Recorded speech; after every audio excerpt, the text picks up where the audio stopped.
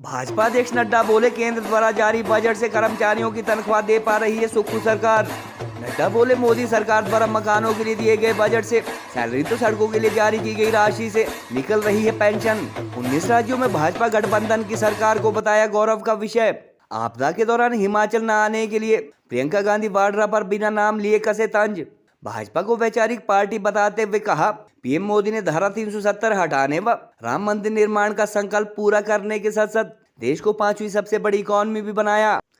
दिल्ली में जीत के बाद पहली बार अपने गृह जिला पहुंचे नड्डा ने रखी भाजपा कार्यालय की आधारशिला। भाजपा के राष्ट्रीय अध्यक्ष एवं केंद्रीय स्वास्थ्य मंत्री जगत प्रकाश नड्डा ने आज अपने गृह जिला बिलासपुर में पार्टी ऑफिस का शिलान्यास किया। दिल्ली में ऐतिहासिक जीत के बाद पहली बार अपने गृह क्षेत्र पहुंचे नड्डा का पार्टी कार्यकर्ताओं ने गर्मजोशी से स्वागत किया और 27 साल बाद हुई इस जीत के लिए उन्हें बधाई भी दी। जेपी नड्डा ने कहा कि हिमाचल के प्रभारी होने के दौरान पीएम नरेंद्र मोदी ने हिमाचल में भाजपा के अपने कार्यालयों के निर्माण के लिए प्रेरित किया था और अब सूबे के सभी जिलों में पार्टी ऑफिस का निर्माण किया जा रहा है।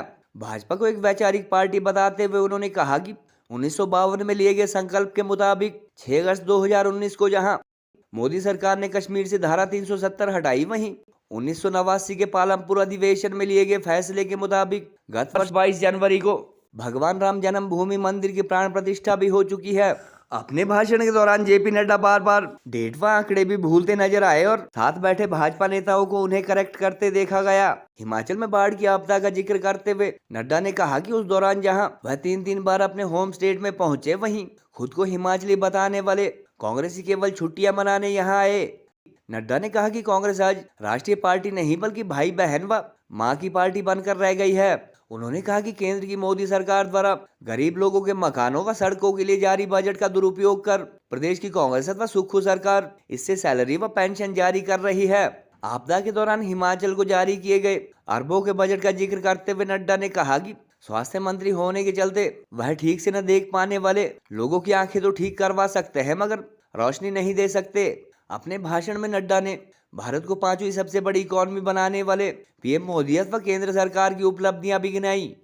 भारत माता की, भारत माता की। प्रधानमंत्री मोदी जी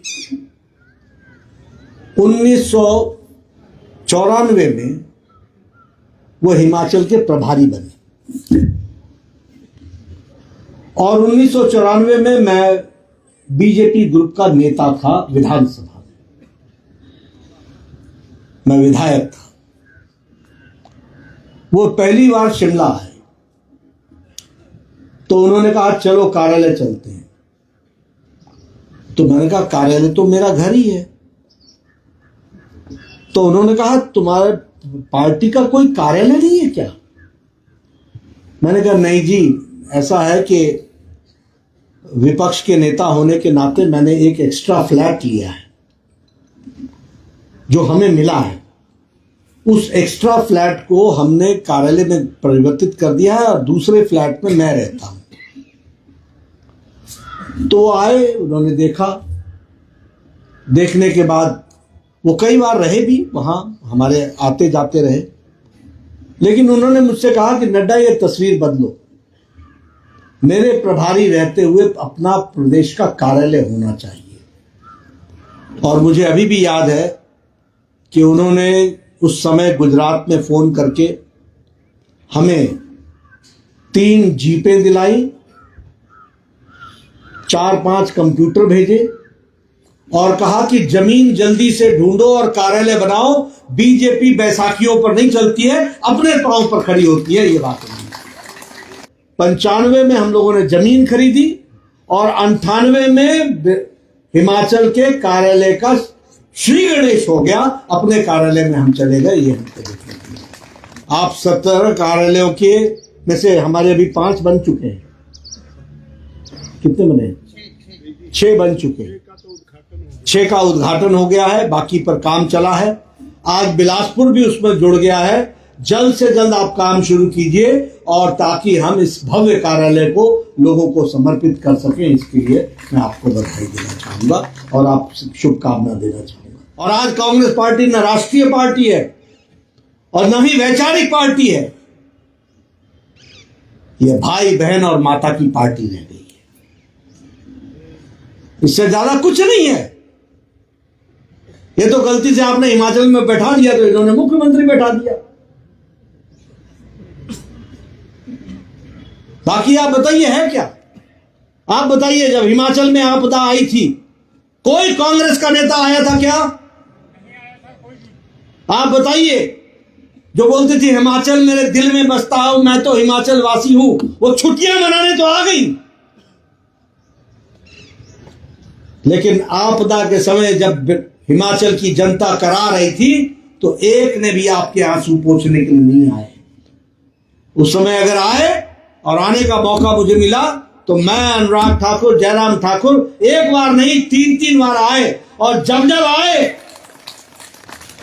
जब आए तो आपको हजारों करोड़ की राहत प्रधानमंत्री मोदी जी का वह संदेश और पैगाम देकर के गए। यह अलग बात है कि हमने पैसा दिया मकान बनाने के लिए, तुम तनख्वाह देने पर लग गए। हमने पैसा दिया सड़कों के लिए, तुम अपनी पेंशन बचाने में लग गए।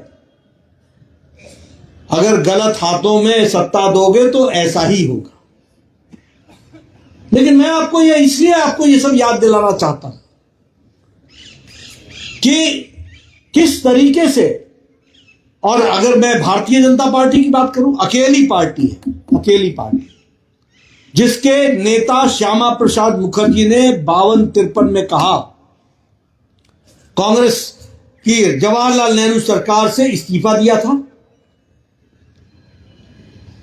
और भारतीय जनसंघ की स्थापना की थी और कहा था एक देश में 2 निशान, 2 विधान, 2 प्रधान नहीं रहेंगे, 2 संविधान नहीं रहेंगे। यहां बैठे हैं प्रथम पंक्ति के सारे नेता, ये सब उस समय कॉलेजों में पढ़ा करते थे, स्कूलों में पढ़ा करते थे और हम इनके साथ नारे लगाते थे, धारा 370 समाप्त करेंगे और एक देश में 2 निशान, 2 प्रधान, 2 विधान नहीं चलेंगे। और ये नारा 1952 में लगा था। कई बार कांग्रेस की सरकारें आई गई,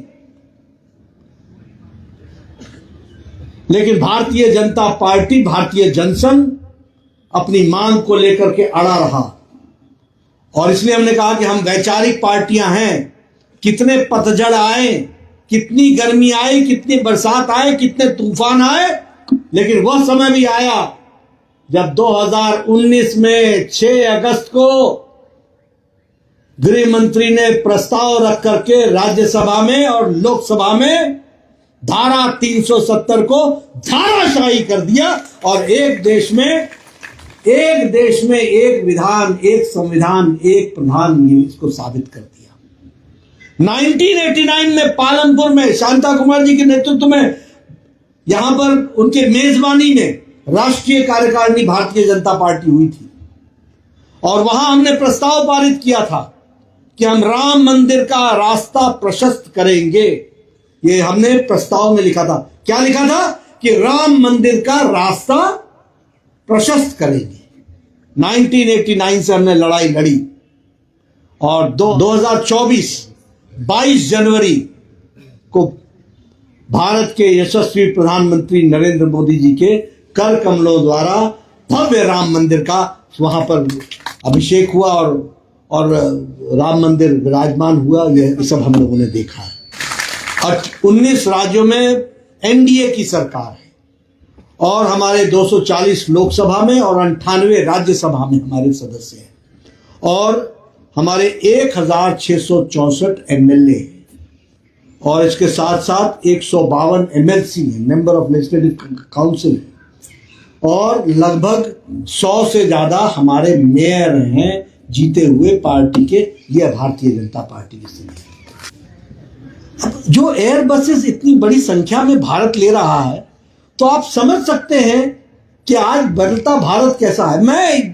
आज मैं 11 बजे, हाँ 1:30 बजे, क्षमा कीजिए, 1:30 बजे मैं चंडीगढ़ उतरता हूं और 3 बजे मैं बिलासपुर में आपके पास होता हूं। ये कभी आपने कल्पना की थी? 11 बजे घर से चलता हूं और 3 बजे यहां होता हूं, कभी कल्पना की थी? अब मैं अगर कहूं मिंजो क्या मिला तो मैं यही बोलूंगा कि मेरे दिमाग का जो क्या हो गया।